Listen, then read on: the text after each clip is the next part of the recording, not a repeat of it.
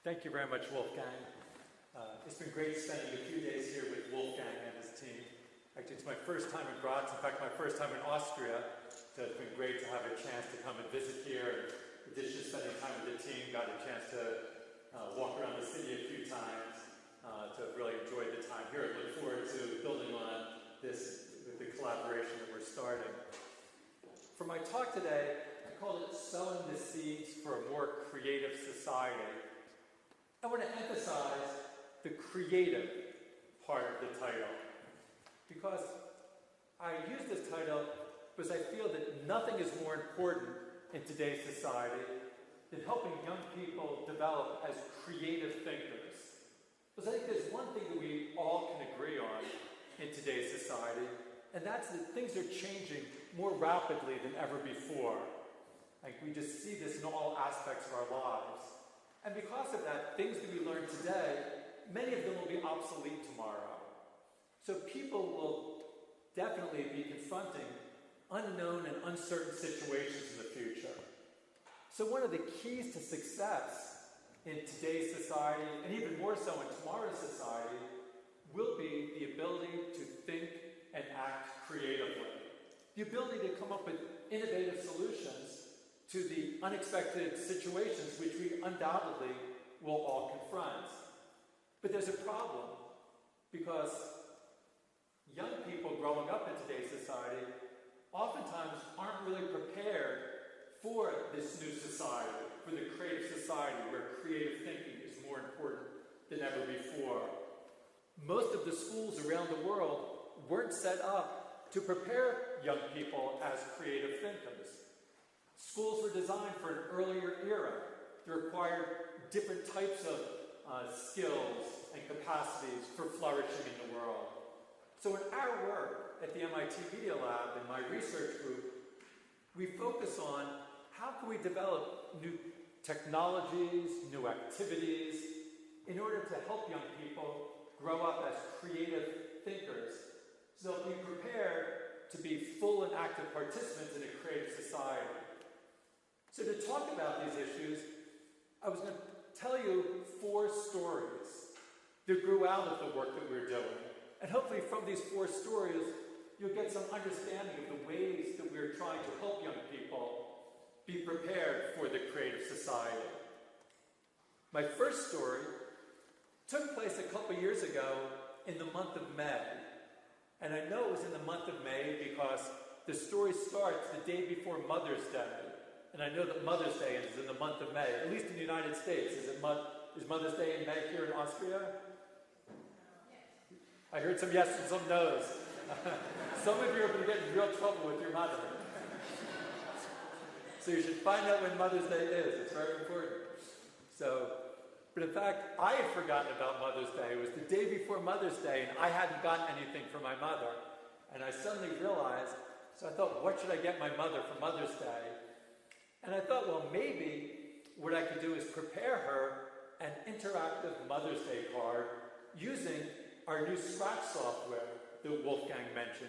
This is our software that allows children to program their own interactive stories and games and animations. And I thought, well, why couldn't I use it to program an interactive Mother's Day card for my mother? So before starting on creating my card, I thought I would go to the Scratch online community, because part of Scratch is not just a programming environment, but an online community where people can share their creations with one another.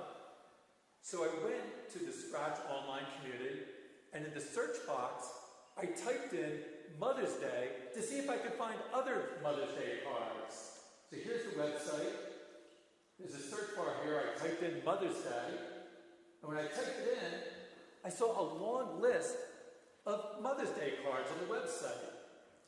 And when I looked at the dates, many of them had been created in the previous 24 hours by procrastinators like myself. So I thought, well, maybe I can look at some of these projects to get ideas for how I might make a Mother's Day card.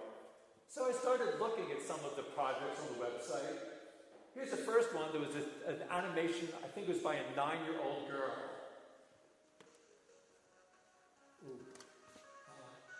Sounds.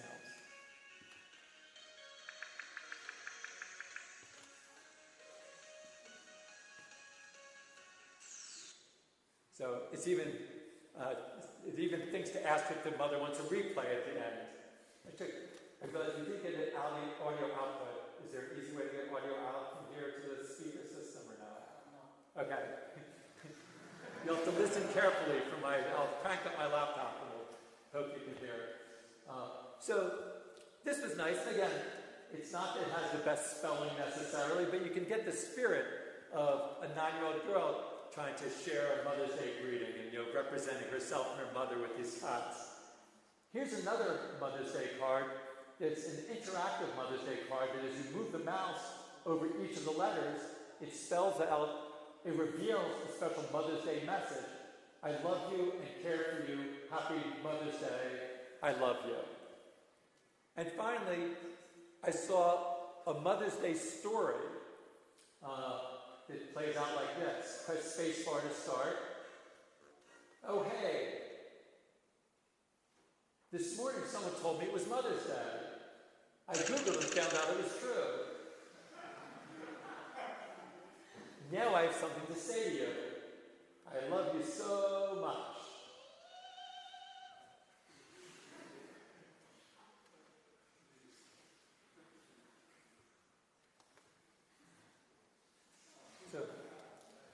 So when I saw these Mother's Day cards, I was really happy because I felt that these Mother's Day cards captured the spirit of what we hoped would happen when we introduced Scratch now 7 years ago.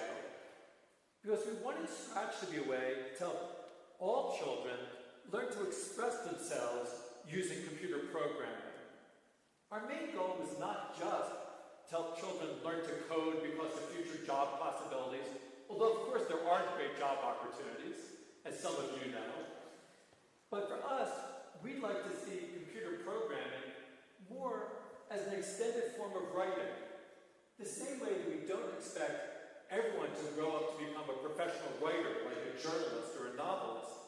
But we think everybody should learn to write, because writing is useful in our everyday life, and writing is a great way to express your ideas to others, whether it's writing a letter to a friend, writing a Mother's Day card to your mother, writing personal notes in your diary. We see programming the same way. The programming is just another way of expressing your ideas.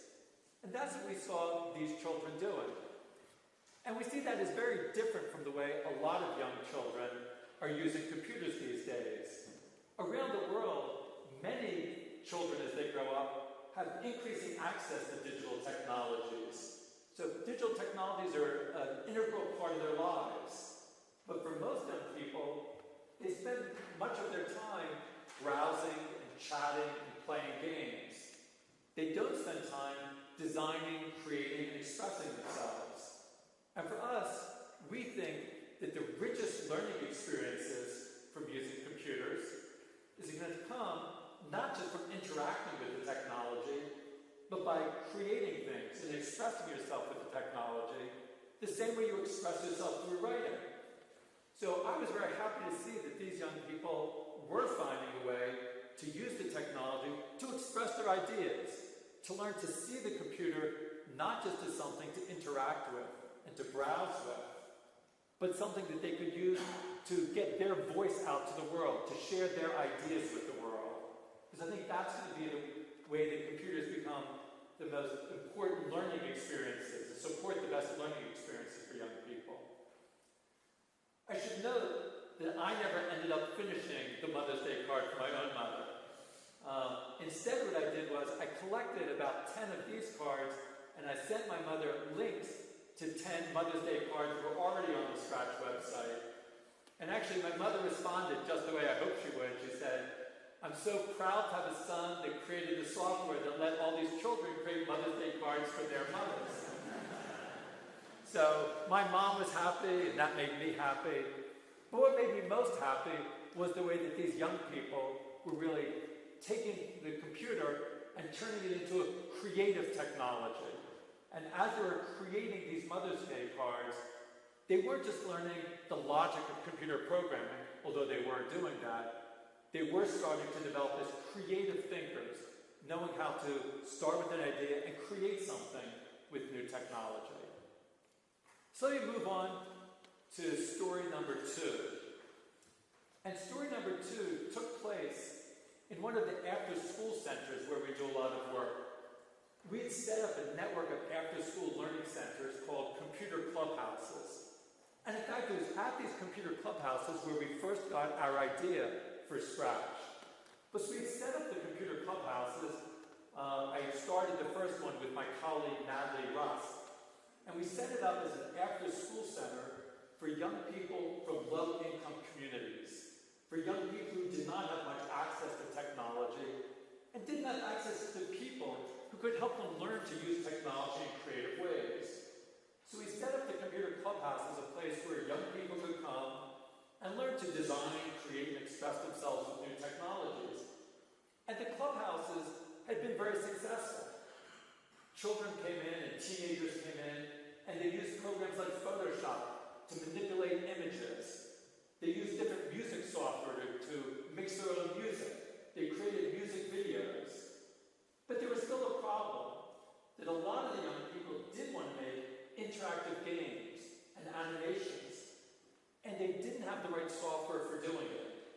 And for these young people, learning Java or C++ in order to create their own interactive game was beyond them. They weren't going to do that. And yet, some of the types of game-making software that's out there for kids was too limited. It could help you make one particular type of game, but it didn't match the imaginations that these kids had. They had their own ideas, and it didn't fit within that very constrained software. So we saw that there was a real need for some new software that would allow kids to make their own interactive stories and games.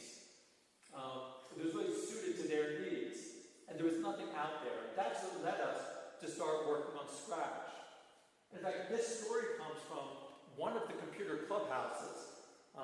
The Clubhouse network has expanded. There are now about 100 clubhouses in 20 countries around the world, supported with funding from the Intel Foundation. So there's many places around the world where kids are coming to these clubhouses to work on creative projects. And as we were testing out Scratch, I was visiting one of the clubhouses. Actually, it was a clubhouse in Los Angeles. And I met a 13-year-old boy who was working on a project somewhat like this. It was a game that he had developed, and he was very proud of his game. So I went over, and he was showing me his game, and it was a game somewhat like this. Oops. Where's my mouse? Let me take a moment to see if I could.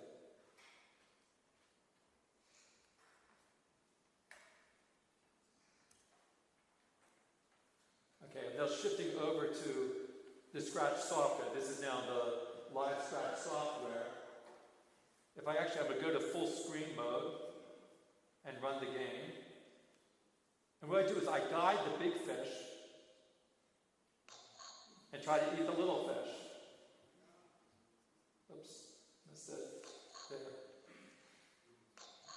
So again, the game was working well and he was happy with the game, but he said there was a problem. He really wanted the game to keep score, and he didn't know how to keep score. So he asked me how he could do this. So I showed him that there is a way in Scratch you could do this. I could go into this category. There's a button that says make a variable, and I can give the variable name score. And when I type in score, it gives me some new programming blocks. So Scratch projects are made out of programming blocks. So these are the scripts that control the behavior of this fish. Here are the scripts that control the behavior of one of the little fish. So we looked at the big fish, and I showed him that I can take out this block that says change score by 1. And notice there's now a little monitor that shows the value of score. And if I click on this block, actually let me stop the program. If I click on this block, the score increments from 0 to 1. If I click it again, the score goes up to 2. And the 13-year-old boy recognized right away that this block would be very useful to him. That if he just put the block right in the code where the big fish eats the little fish, and since he had written the code, he knew exactly where that was, then each time the big fish ate a little fish, the score would go up by 1 to 3, to 4, to 5, and 6. So he tried this out, and he saw it was working, and he was very excited, and he reached his hand over to me, and he shook my hand, and he said, "Thank you, thank you, thank you." And what went through my mind was, I wondered how often are algebra teachers in the classroom thanked by their students for teaching them variables. I don't think that happens very often. But here, I had just taught him variables, and he was thanking me. So what's going on here? For me, it shows how children really care about learning mathematical ideas if it's something that they can use. Too often in the classroom, when children are introduced to concepts like variables, they have no idea why they're learning this. They're just learning it to solve a problem for their homework or for that week's exam. They have no idea how it's going to be useful in the world.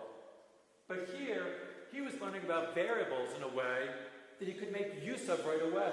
He knew why variables could be valuable. And I think we've seen that children that learn concepts like variables in a context that they care about are likely to learn it in a deeper way and to understand it more deeply and be able to use it in later situations. And I think that's a big part of our goal in developing Scratch, is to help people learn important ideas in the context of things that they really care about.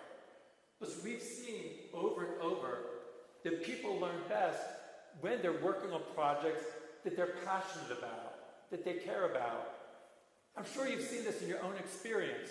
When you think back about some of your best learning experiences, it probably wasn't when you were filling out a homework assignment. It was probably when you were working on something that you really cared about.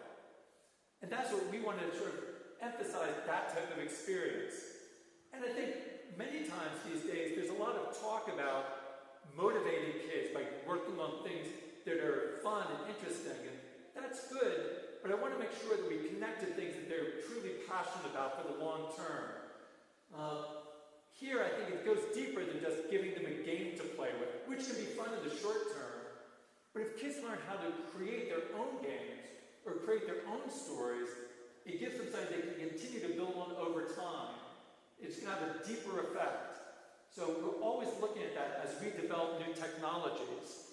We want to make two types of connections with our technologies. On the one hand, we want to connect with important ideas like variables that really can be useful in many ways. But we also want to connect with children's interests. So we're always looking, how can we connect with important ideas while also connecting with children's interests? And that was our goal with Scratch, and I really, we're always thinking about that as we add new features, is if you only connect with ideas without interest, kids aren't going to pay attention. If you connect to interest without ideas, what's the point? We really want to make sure that we connect with both of them, and that's what we're trying to do over and over as we add new features with Scratch and on all of our other projects. We also do a lot of work with the LEGO company, working on LEGO robotics kits. We helped LEGO develop the LEGO Mindstorms robotics kits that I know many of you have used, and I've seen in Wolfgang's lab. He's doing very creative things with them. As we worked with LEGO on those kits, it was the same idea. We knew that there'd be powerful ideas that are learned when you build different robotic instructions. You learn about gearing and sensing and feedback and control. We also connect with your interests. We've seen how so many people become really passionate about the things they create with an invention robotics kit like that. So let's go back to story number 3. And this is a story that is about one member of the Scratch community called My Red Neptune. Since we launched the Scratch community in 2007, there have been more than 3 million young people around the world have registered as members of the community. Every day there's more than 5,000 new members of the community. So it's a very active, vibrant community with lots of people joining the community. When young people join the community, they have their own usernames that they choose. So I'm going to tell a story about one of the early members of the community whose username was My Red Neptune. This is a page with some of the projects that she has shared with the community. And when My Red Neptune joined the Scratch community, one of the very first projects that she shared was a holiday greeting card that she made to share with her friends. So it was in the Christmas season, and here's the project that she shared. As you click on each reindeer, you'll see each one plays a different part of this song.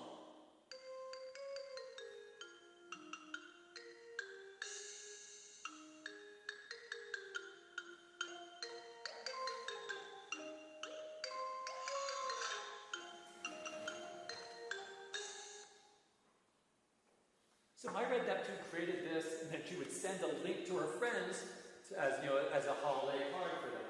So I thought this was great. It was a really nicely done project. But as much as I liked it, this pretty much fit with what we had hoped young people would do. So it was a great example of how young people were creating interactive projects the way that we had hoped that they would. And I was happy to see it.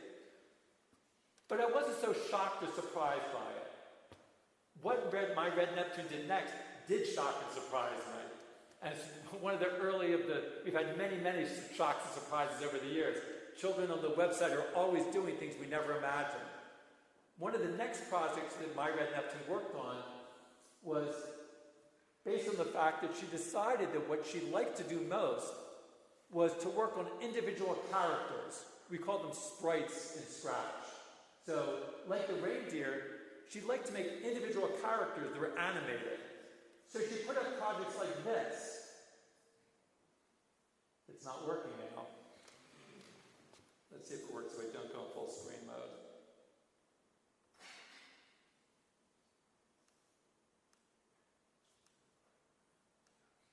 There it goes. So she put on these different animations. And then in the project notes, she said, if you like any of my animations, feel free to use them in your own project. If you want a different animation, write a comment below and let me know what you would like. So basically, My Red Neptune was offering her consulting services on the website. And this is something we had never imagined.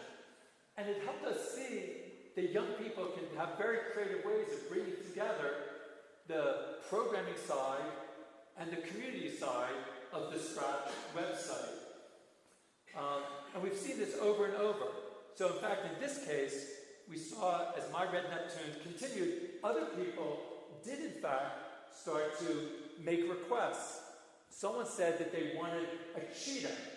So she went and she found a video of a cheetah and she made an animation of a cheetah. Someone else asked her for a bird with flapping wings. So she made an animation of a bird. But then something else interesting happened.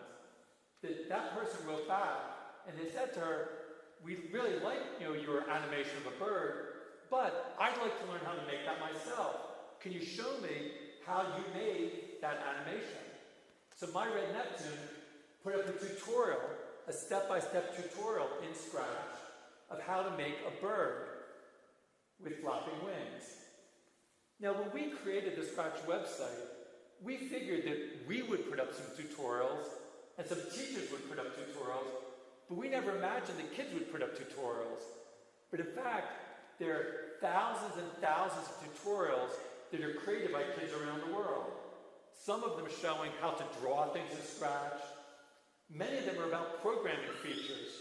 Certain things are difficult to do in Scratch, like making a scrolling background. So lots of kids share projects of how to make a scrolling background, and they share their expertise with one another. They also share their expertise about how to interact in the online community. Like there's a project called How to Get Your Projects Popular in Scratch. So there are all types of different interesting tutorials made by kids. And again, for us, that's also an important part of the learning experience of Scratch. It's not just about how to make creative projects, but also how to share your ideas. Because we know one of the best ways to learn things is to share your ideas with others and teach your ideas to others. And we see that happening over and over on the Scratch website. We also see other types of collaboration. In addition to doing tutorials, kids will work together on projects. Like this is a project that was worked on by My Red Neptune with 4 other kids from 3 other countries. So it was 5 kids One of them McGraw Neptune made the characters, someone else drew the backgrounds, someone else did the music, someone did the gameplay. So they were learning to work as a collaborative team, in this case working on an adventure game. They even made a company, they called it Crank Inc., and they made a website for their company promoting their game. So as a way for kids to start learning doing collaborations. In fact, kids on the website, they call their groups collabs. Actually, I hadn't heard that term before, but all the kids say about creating collabs, groups for collaboration. And those are now sort of, throughout the whole site, you see lots of collabs forming of kids learning to work together. Kids also build on each other's work, where they remix each other's projects. We tell kids that when they share projects on the Scratch website, that they're open to remixing, that other people can build on top of their code and on top of the images that they use by remixing. Right now, there's more than 6 million projects that have been shared on the Scratch website, and about 1.5 million of them are remixes, where kids are building on each other's projects. And we think that's great. The kids are learning by building on one another's projects. It also sometimes leads to some challenges on the website. Some kids will put up a project, and when someone else remixes it, the first child will say, "They stole my ideas." But we explained that, in fact, in the Scratch community, that everyone is allowed to build on each other's ideas, but they should always give credit and acknowledgement. And in fact, all Scratch projects are covered by the Creative Commons for Attribution license, saying that it's open to anybody to remix the project as long as they give attribution. And in our design of the website, we've continually tried to do things to make people feel good about their projects being remixed. On the home page, we highlight projects that are the most remixed projects, because we want people to be proud, not upset, when their projects get remixed. Because we've seen how remixing helps ideas spread through the community. One of my graduate students, Andres Monroe Hernandez, who led the development of the initial Scratch website, did his PhD thesis studying remixing on the Scratch website, looking not just about how to do the technical underpinnings for it, but studying how children start to think about the process of remixing differently as they use Scratch, and how they started to learn to take advantage of remixing by building each other's work, and how remixing helped ideas spread through the community so that many people in the community started working on more advanced projects than they would have otherwise. So we see the social dimension of Scratch as a critically important part of the learning experience. We often say that our main goals of Scratch, it's not just about learning computer programming, it's about learning to think creatively, reason systematically, and work collaboratively. And we think those are essential skills for everybody in today's society, regardless of whether they grow up to become computer scientists or programmers or not. So I don't know if my Red Neptune will have a future doing things in computer science, but I have no doubt that the experiences she had by sharing her projects, collaborating on the Scratch website, will prepare her for tomorrow's society, because she's learning to think creatively, reason systematically, and work collaboratively. For my final story, I'm going to talk about Scratch Goes to School. When we started the Scratch website in 2007, most of the initial use was by young people using Scratch at home or in community centers. Oftentimes, it would be a parent or a relative who would tell kids about Scratch. They read about it on a blog or on a news group. They'd point kids towards it, and kids would start using Scratch on their own. And then they would tell their friends, and the community grew. But after a few years, the word started to get into schools. Schools are traditionally very slow adopters of new technologies or of new ideas in general. There's a lot of inertia in a lot of school settings. We really wanted to support the use of Scratch in schools as well as in homes and community centers, because we felt that would be a way to help reach kids broadly. Not all kids grow up in households that help them learn how to navigate tools like Scratch and how to make use of tools like Scratch. So we really wanted Scratch to get used in schools as well as in homes. So let me show you a few examples of ways that Scratch has started to be used in schools. This first one was from a school in Bangalore, India, where they introduced Scratch. And during the science class, they were studying the layers of the Earth. And this was from a 13-year-old who then used Scratch to make his final project. There was a guided tour of the different layers of the Earth. So we called it Journey to the Center of the Earth. Again, I don't know if you're able to hear it.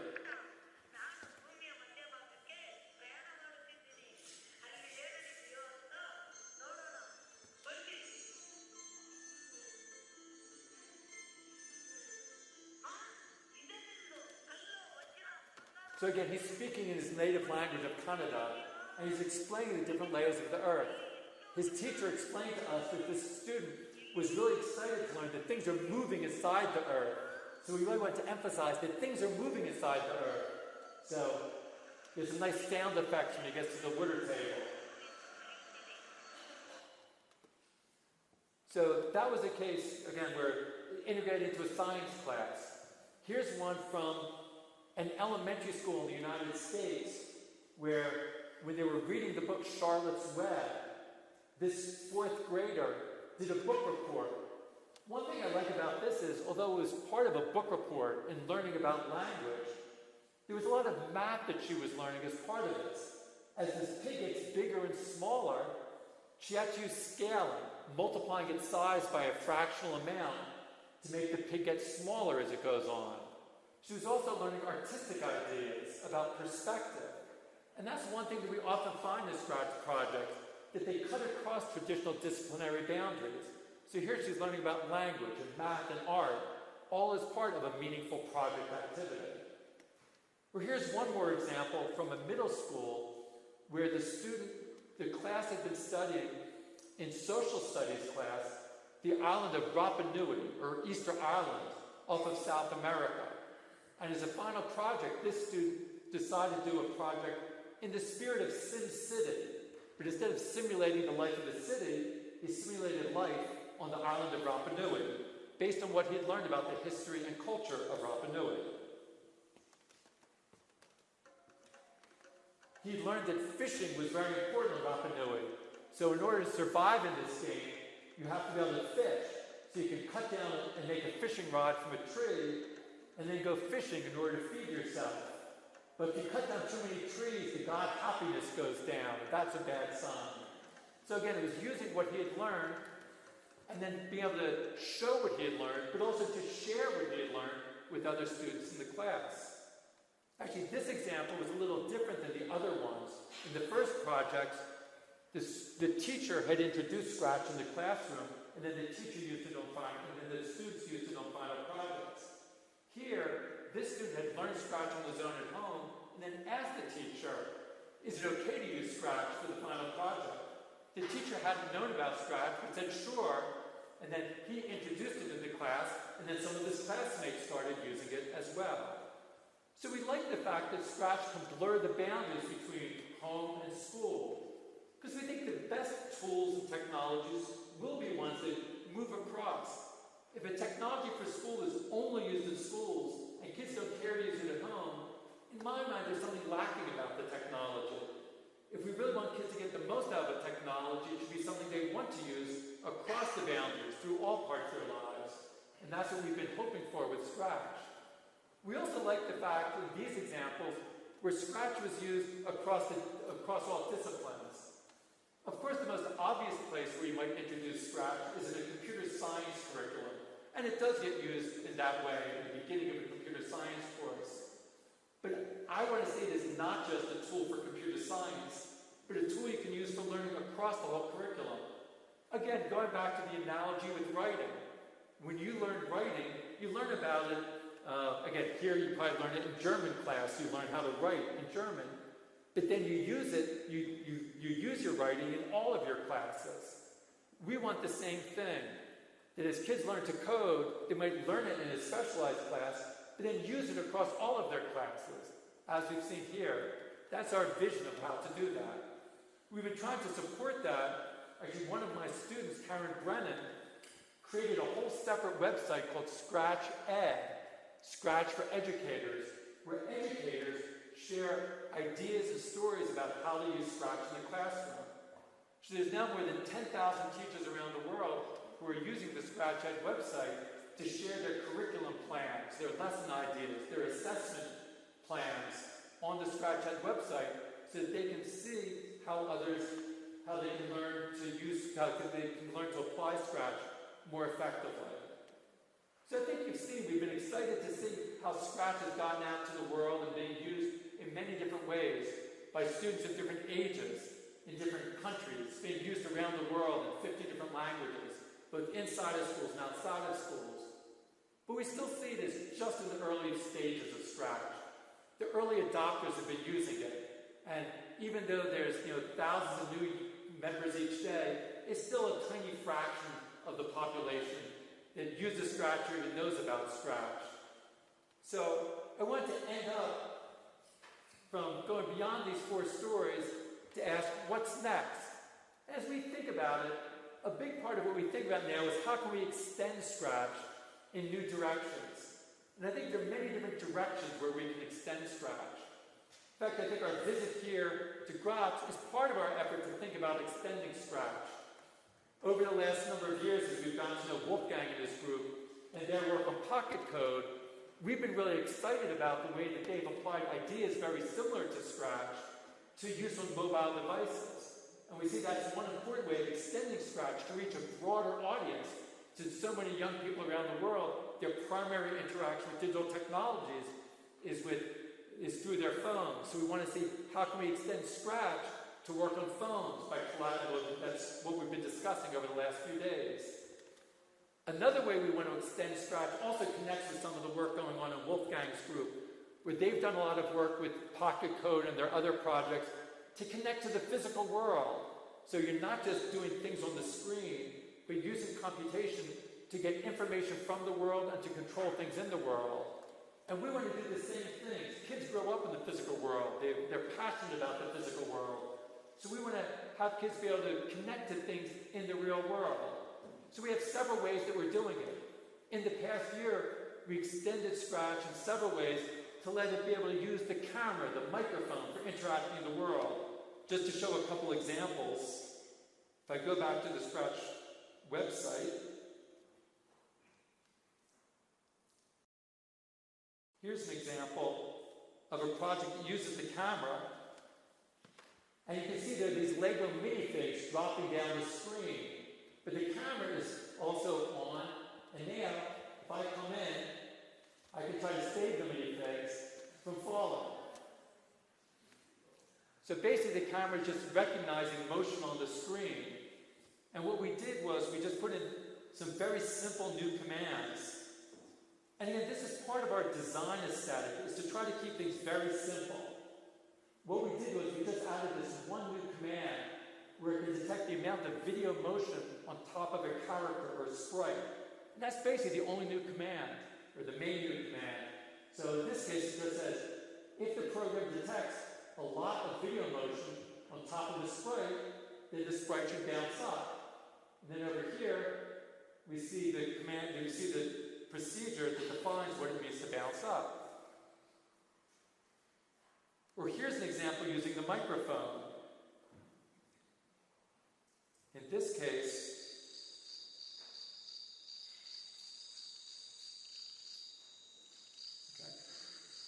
notice as I talk, the back goes down.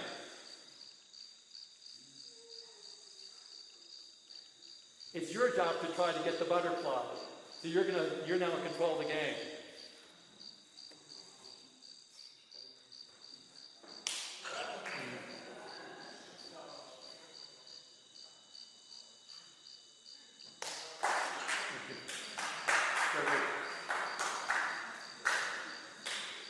I'll give you one more. This one's hard.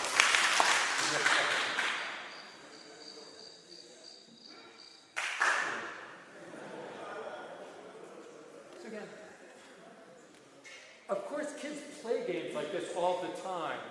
Using this microphone, or using their own bodies. Microsoft Kinect really help open people's eyes to the possibility of using your own bodies. But typically, kids just get to play those games, and it's great that you're interacting with their bodies with the game. We want kids to create those games. And that's what we're trying to open up Scratch to do. We're also trying to, again, do more things in connecting Scratch to the physical world. It's like, here's an example with a sensor board. In this case, kids are making a physical interface. This is using a light sensor. So the light sensor can detect a hole in the board. There's the board, has a light sensor. As they move the physical board, it then controls the character on the screen. So it allows kids not just to design their own games, but design their own interfaces for their games. Or one more example like this, using LEGO has a robotics kit for younger kids called the LEGO WeDo. It has a tilt sensor and a distance sensor. So we connected those with Scratch. And here's a kid who made a driving game. So there's the tilt sensor. As you move the tilt sensor, it steers the car. On the board there is a distance sensor. As you move the distance sensor, it controls the speed of the car. So it can tell the distance sensor how far away it is from the wall there, and it controls the speed of the car. Or another kid making similarly, there's a boat that he's steering in a similar way. So I think you see just a way of extending Scratch, again, off of the screen and into the world. Let me finish with one more extension to Scratch. This extending Scratch to new ages, reaching down in age. When we developed Scratch, we aimed at age 8 to 16. And in fact, that's been the primary use of Scratch, has been ages 8 to 16. Actually, we've been somewhat surprised and happy that it's gotten used in older ages as well. A lot of universities use Scratch, at least for the introductory part of a computer science course at the university level. At Harvard University, at Berkeley University, here at Graz here, it's sometimes used as an introduction. And we're very happy with that. We'd also like Scratch to go younger. And we feel the current version of Scratch is not really designed for under age 8. So for the last few years, we've been working on Scratch Junior so that young kids can start having an experience very similar to Scratch. This is aimed at age 5 to 7, and it just launched a couple weeks ago. It runs right now only on the iPad, but we'll go to other platforms. So right now, if I want to make the cat move, I can pull out a block, like here's a block that says go to the right.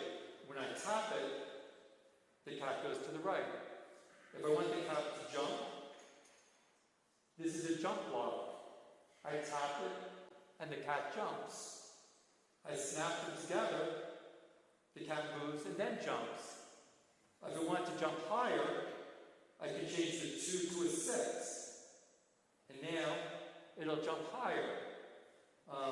If I want to do that repeatedly, here's a repeat block. You see there's an area in the middle for other blocks. I can drag these over. Now this should move and jump 4 times. Once, twice, 3 times, 4 times. If I want to even put on a grid, again, since it's for younger kids, we made it so that we use small integers for everything. So rather than in Scratch, the space goes from minus 180 to plus 180 and minus 240 to plus 240. Here it goes 0 to 20 to 0 to 15, small positive integers, which are more appropriate for 5 to 7-year-olds. So we can see the cat now, he's starting at location 5, and if he goes to the right 4 times, he ends up at location 9, from 5 to 9. If you go 1, 4 times. So again, we tried to set up to make it easy for kids to start thinking about numbers. Also, you can have them say simple words. So even though we don't use language much, we have an introduction to words. There's a way you can make new pages. If I want to have the characters go to a new scene, I can choose a beach. And now they can move from the field to the beach. So it's really meant as an interactive storytelling system for kids. So, with projects like Scratch Junior, again, we're trying to achieve the same types of results as we're getting with Scratch, but again, with younger kids. Because the same way that kids learn to start to write at age 5, why should they learn to code? We see it as just a new way for kids to express themselves. So it's, a way for them to get started. Again, we're not the same way we don't expect 5-year-olds to be expert writers. We don't expect them to be expert coders. But it's a way for them to start expressing their ideas. And for us, the key point is not about learning to code, from people who study literacy. They say that when you learn to read and write, the point is not just to learn to read, but to read to learn. By learning to read, you can then read to learn many other things. When you learn to write, you can write to learn. In the act of writing, you learn to organize your ideas, to refine your thinking, so you're writing to learn. We see the same thing with coding. Our main goal shouldn't be learning to code, but coding to learn. We see this, kids start to learn to code, they do learn important concepts like variables, as I showed. But even more important, they learn about how to work on projects creatively, how to start with an idea and carry through to a final project, how to recognize problems when they occur and to debug them, how to collaborate with others on projects, how to break complex problems down into simpler parts. So those are all things that kids learn through coding. So they're coding to learn. And I think that's what's going to be most important for young people as they grow up today. As they grow up in a society that more than ever before demands creative thinking. We need to help young people learn to create, to learn to express themselves. We're still just at the very beginning of this journey, but we're excited to be working together with people here like with Wolfgang and his group, but with others around the world to try to help bring a new approach and a new way of thinking about coding, so that coding can be seen as a new form of literacy, so that all kids can grow up being truly prepared to become full and active participants in tomorrow's creative society. Thanks a lot.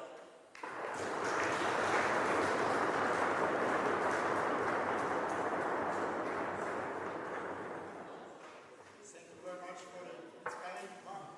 So now I would like to open the discussion, and if there are questions, I'm sure Mitch would be very happy to answer them. So please feel free. Yes, please. Hi, Mitch. Great talk. I just wondered how you got to the green flag as a symbol for play. Wouldn't like a green play button, like a triangle or something, to be more intuitive to you? So what was the process for the green flag? Yeah. The reason we did the green flag was more in the metaphor of an event that triggers a set of actions. Because in some ways, we didn't want to have the same metaphor as a video, because we felt that the play button is more of an image and an icon that's associated with a linear play. And we wanted to have something that focused more on the interactive nature.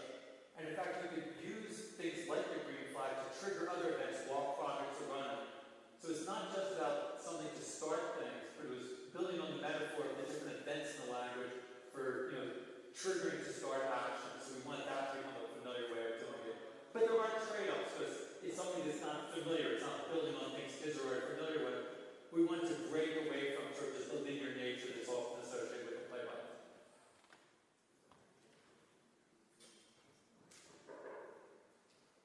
Those kids that complain about their ideas taking stone, where they're right, did they not give proper credit, or were some wrong, and how did they react to your answer? Well, usually, sometimes other people didn't give them credit, and then we would let the person who did the remixing, we would tell them to give credit. But that doesn't always satisfy. Some kids, even if they get the credit, they still feel it's not right. In fact, as we developed the most recent version of Scratch, we asked kids for suggestions of changes that we should make for the new generation of Scratch. And one of the most popular and common suggestions was kids want to make projects that other people could not remix. So even if they got credit, some kids did not want their things remixed because they didn't even want other people to see the code. They wanted to be something that was only theirs. But even though a lot of kids wanted that, we said, sorry, no. We feel it's important to have a sharing community.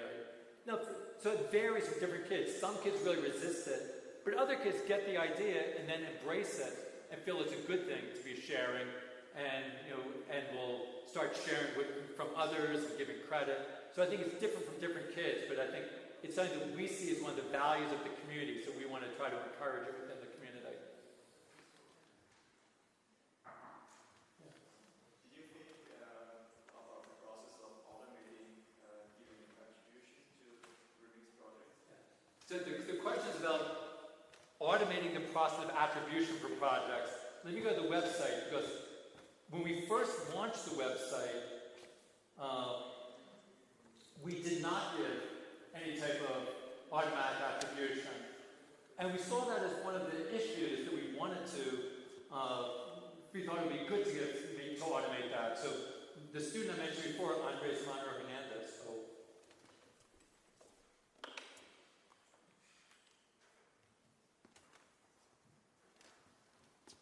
it's actually here. Since I have this project up here, you see this one says this project is being remixed 6 times. So if I go to one of the remixes, it'll then say it automatically generates based on this project that was based on, and here's the original project. You can even go and see the remix tree. You can see this was actually remixed by someone in a different language. One thing that Andres found, it was good, I think it was good we added this automatic attribution.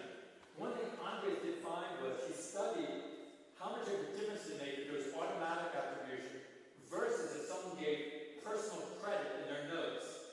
And he found it made a much bigger difference if people gave personal credit. That the original author was much less likely to be upset if someone wrote a personal note compared to if there was automatic attribution. Partly based on research, we added this new area for notes and credits. In the early version of the website, there was only a place that was for project notes. And instead of just project notes, we divided it into 2 areas, instructions and notes and credits, because we wanted to highlight the importance of giving credit. So we do have ways of automatic attribution, but we still feel that that's not enough. And Andres' research showed that that wasn't as effective as people giving personal credit. So we try to do both and see, to do that. Yes? Thank you for the presentation. Great. I'm from Malaysia. And in Malaysia, we teach Scratch at year 4 in the school, right? So we also did training for teachers, right? But my question is, do you look at intrinsic and extrinsic motivation aspects? Yes. So your question on intrinsic and extrinsic motivation in Scratch. And I think that you can tell from some of the ways I talk about the story with variables. I'm a very strong believer in the importance of intrinsic motivation. Like in that story with the game and learning variables, he was learning variables because he cared about it. He had intrinsic motivation for learning about variables. My own feeling is that we really want to try to build on kids' own interests, to build on their intrinsic motivation. Compared to a lot of other websites for kids, we try to rely less on extrinsic motivation, like giving rewards or prizes to kids. If you look at the Scratch website, here's the homepage of the website. In many other websites for kids collect badges and rewards and prizes, and then it's highlighted on their profiles of how many badges they won. And I think we've been reluctant to do that. So we don't do any of that because we worry that kids are going to focus too much on just the getting of the badge or getting of the reward rather than the activity for the value itself. And there's certain research that shows that even though some extrinsic rewards can be great for short-term motivation, oftentimes it doesn't have as long-lasting an effect, and even can be detrimental for creative involvement because kids will just be focused on the prize as opposed to developing their creative instincts. So we've tried to avoid focusing too much on that, but it's always a balancing act. We do highlight projects on the home page, like by featuring projects, we choose up projects to feature on the home page, and that's a type of reward. Kids get really excited if their project is featured. So there are ways in which, but we don't, on their profile, we don't sort of like put a big gold star. We don't make a big deal about it, we don't want them to be defined by the prizes or rewards. We want them to be defined by their portfolio of projects. So we always highlight, if I go to someone's profile page, like here's the profile of someone who just had a project that was featured. If I go to their homepage, the main thing you see is you see their shared projects. It doesn't say here that their project was featured. It just shows their shared projects, their favorite projects. We want to define people by what they create, not by what they want and how they were recognized. But I think we are a bit of an outlier there. The whole world is going in the direction, it seems, of more and more extrinsic motivation, through different types of, often under the frame of gamification. I feel although it's so popular in the world these days, I feel really skeptical about a lot of uses of gamification for the reason I just explained. So I'd much rather focus on kids' creations, their portfolios of their creations, as opposed to trying to lure them with different rewards and prizes. But I know there's lots to discuss there, and people have very different points of view on that. Yeah. Can I get one more? Yeah. How do you deal with inappropriate or even controversial materials? Like, pornographic is obviously inappropriate, but even stuff like people doing religious or the borders of the Middle East and animation, that kind of. Yeah, so how to deal with inappropriate or controversial content. And this is a big challenge. When there's 10,000 projects shared every day, there's going to be some that might not be appropriate. It's a big part of our group's effort now. We have 2 full-time people who are just moderating and organizing the online community, and several part-time coordinators, part-time moderators as well. We've been pretty fortunate that we've not had lots of grossly inappropriate content, although there has been some. We do not check content before it goes up there. It just wouldn't be feasible. With 10,000 projects, we can't review all of it. So we rely on the community reporting things. On any project, if I go and look at a project, there's a place that says report this. So if I think it's inappropriate, I can report this, and then it asks me to explain why I think it's inappropriate. And once someone reports it, then someone on our team will look at why, and we'll take it down if we deemed that it wasn't appropriate. As you know, although we've been fortunate not to have too many cases of things that are deeply inappropriate, and we have some word filters to avoid comments that use certain language. But there are lots of other issues. Just kids being mean to each other. When someone writes the comments underneath each project, there's a place to write comments. It's like this project, which just has 4 comments. But kids will say, that's awesome. Thank you for the remix. Very nice. So kids will write things. But sometimes kids will say, this sucks. And we don't want that in the community. So we will remove that. And we will then warn people about it. We'll explain to them why we think it's inappropriate. If they continue to do it, we'll ban them from the community. We have a set of community guidelines that people can look here, the community guidelines. That are kind of basic things about be respectful, be constructive, share, to keep the site friendly. So we'll tell people that what they're doing is not in line with the community guidelines. It's a challenge since the age range is pretty wide. Even the core age range of 8 to 16, 16-year-olds will be edgy in a way that might not be appropriate for 8-year-olds. So we'll tell people that you have to do things appropriate for all ages, and that's a challenge. As you mentioned, there can be politically controversial things. There have been enough, stirrings around religion. We will not allow certain types of discussions around and arguments around religion because it's just not productive on the website. So we want to allow certain things, but not others. We try to avoid things that blow up into dramas, or people will start accusing other people of things. We try to shut that down. Sometimes it's challenging where there's certain things, like recently there's been a fair number of projects around sexual orientation, and kids who have put up a project expressing their pride about being gay, and we feel that's a very appropriate project to put up on the website if it's done in a respectful way.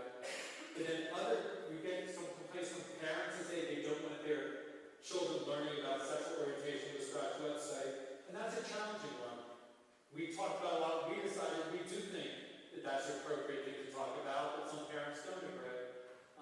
We'll then get some kids or some parents will then say back and say, according to the Bible, such and such. And again, as long as it's a respectful conversation, it's okay. If it's condemning someone else for their beliefs or actions, we won't allow it. So it's a lot of challenge. We spend a lot of time debating these things. So it's a big part of what we do now. It's not just developing new features for the programming language, but thinking about how to support a constructive, respectful community.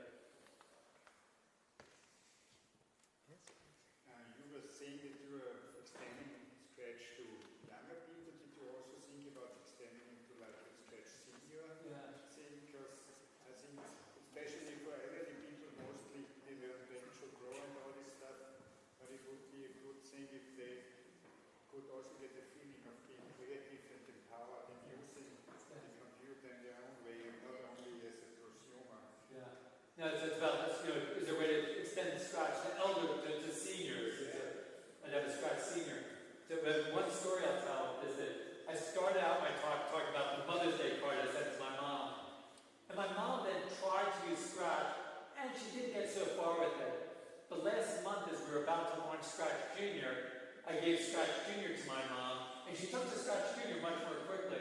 So I now sometimes say that Scratch Junior is intended for ages 5 to 7 and over 80.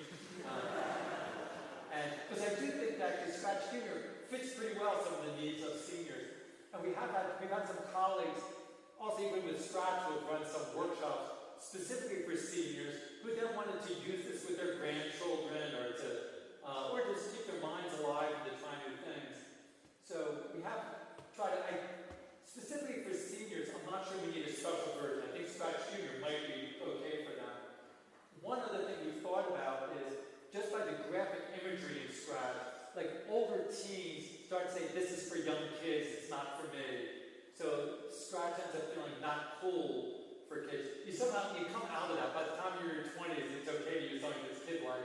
But something like a 17-year-old doesn't want to be seen using something with those cartoon-like graphics.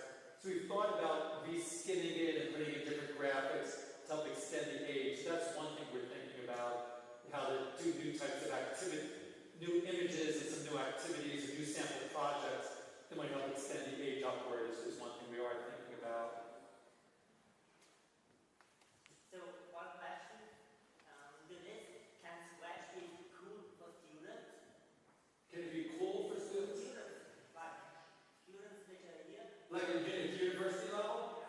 Well, I do think we've heard different messages. Like we have, heard that like in the Harvard introductory computer science class where they use Scratch for a short period of time, the students really like it. They find they're able to create something quickly that they find interesting. But we have heard other places, we've tried this in design schools, where the fact that it sort of had the cat, it didn't feel cool to some of the designers. So I think we've got different reactions from different university students. So it's something that we're still looking at, and I think it's worked in some cases, not as well in others.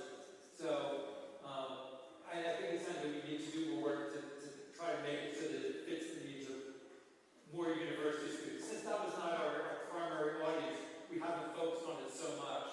So I think there is more work that can be done to try to make sure it is something that resonates with them, that they feel excited about music.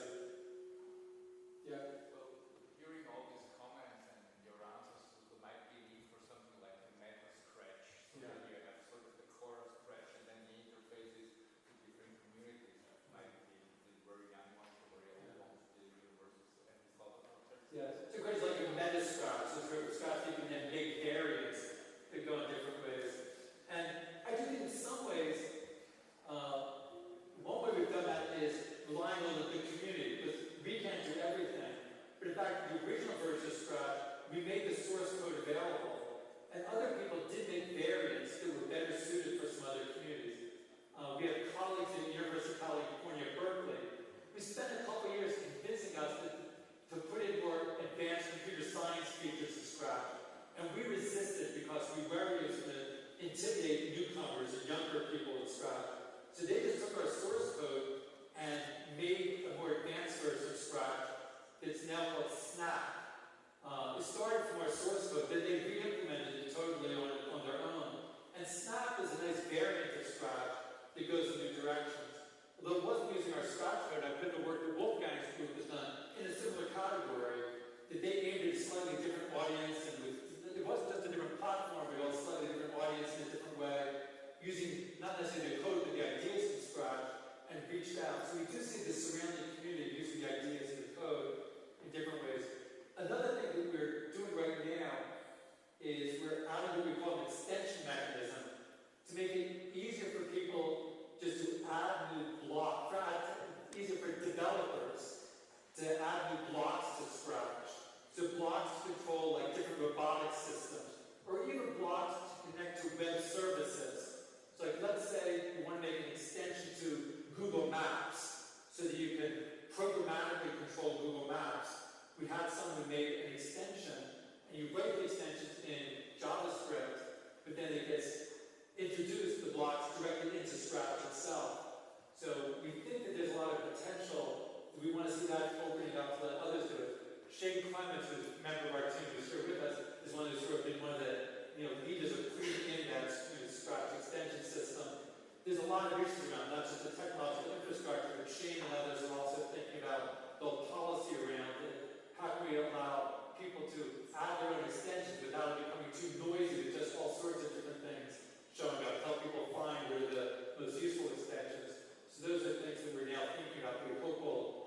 extended. So it's sort of a meta feature of the way that you were saying that we're not necessarily allowing people to make whole other versions of Scratch, or at least adding their own blocks to Scratch. So Scratch is not only a programming language and an editor, but also a great distribution system. Yeah. So you talked about extensions and about re-implementations of similar systems like Snap, but will these features be also integrated into the community system? So is it possible to share an extension within the community? So the question is, can you share an extension in the community? This is exactly something we're struggling with right now, because in some ways, we'd love to share some extensions. We always want to be careful, though, that if the community gets too full of advanced features, we worry that an 8-year-old coming to the community would feel this isn't for me. So we're trying to figure out the right balance. So we will, if we approve extensions for sharing, then they can be added to the community. But our current plan is that we'll be the curators, of the extensions. So people can make extensions, share extensions with their friends who can use them privately, but to be able to share projects in the main community, we'll have to approve the extensions. That's our current plan. But it's a plan, but we're not quite sure how we're going to do the curation, how we make the decisions of what to improve, what to include. And we think that's a challenging thing to do well. But it's partly because we want to be so careful to maintain the friendliness of the community and to make sure that the easy entry path for newcomers doesn't get overridden by people doing these advanced extensions that will intimidate. So we're trying to find ways to allow more advanced features, but continue to make an easy entry point. And trying to figure out the right way of managing that within the community is one of the, I think, our big challenges for the upcoming year.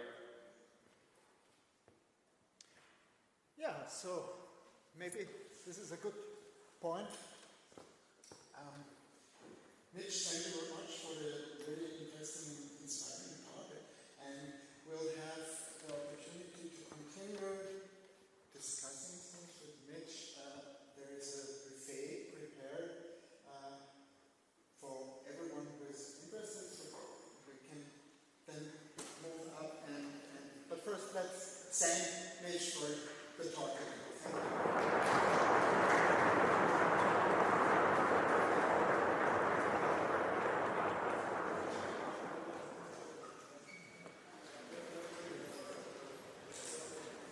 That was good questions. Yeah. Okay.